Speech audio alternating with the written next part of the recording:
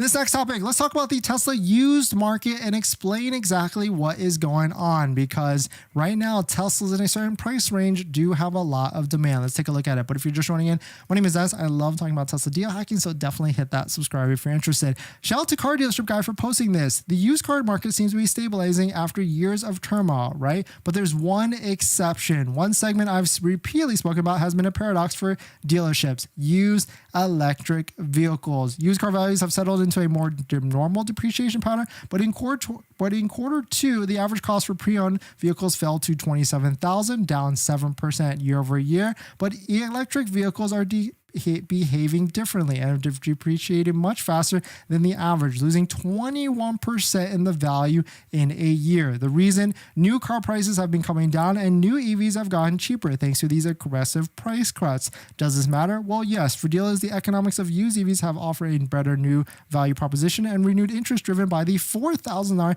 tax credit that's applied to vehicles. But there's also some risk. Banks and lenders are starting to tighten up on their tax credit usage, and pricing used EVs is tricky. If you go a penny over $25,000, you lose a tax credit. Go under and you could lose money or upset customers expecting more for their trade-ins.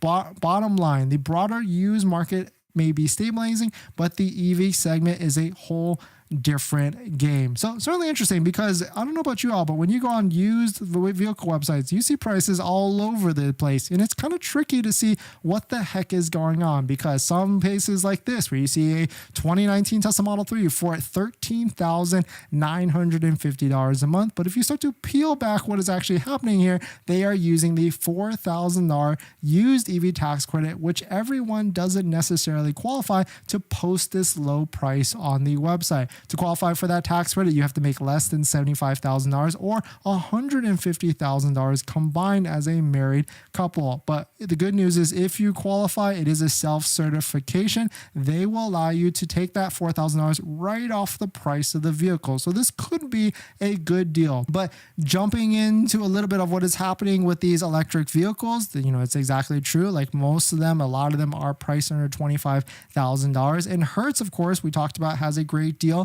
where they just try and price these vehicles out of the gate to get them in and out at under $25,000 for most of them that qualify, because not every single electric vehicle qualifies. Only up to 2022 Tesla vehicles qualify for the tax credit. But certainly is pretty interesting with what is happening, and I would say if you're paying cash, then one of these vehicles is a great deal. If you're financing with interest rates as high as like 8 to 9%, buying new is going to be a better deal in my opinion. But definitely some pretty interesting stuff. Let me know what your thoughts on it. Let me know what you're thinking. Are you shopping for one of these? It seems like I'm learning more and more about the used EV side, because we're kind of shopping a little bit ourselves, and we've had a 2019 Model 3 new when it came out when we got in 2019, and then we went to Model Y SX. It'd be nice to get a daily driver that I wouldn't have to worry too much about. And if you can stack the $4,000 used EV tax credit plus any sort of local incentives, it could make a lot of sense just to get into one of these, especially if it's got full self-driving, and then transfer that full self-driving to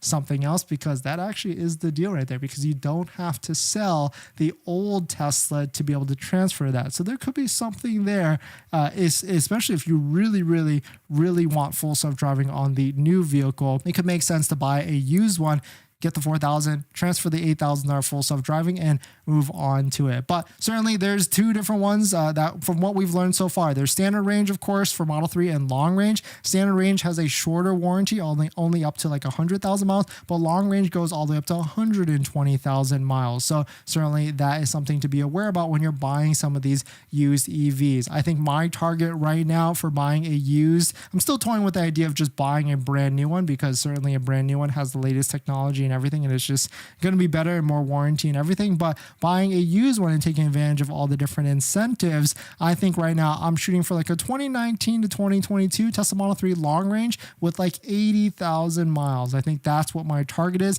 and I want to pay like $18,000. So certainly that might not be expected, but certainly an interesting move at the moment. If it's standard range, I want to pay a little bit less, and I want it to have like 60,000 miles at tops with that. But definitely some pretty interesting stuff. Let me know what your thoughts on it. Let me know what you're thinking.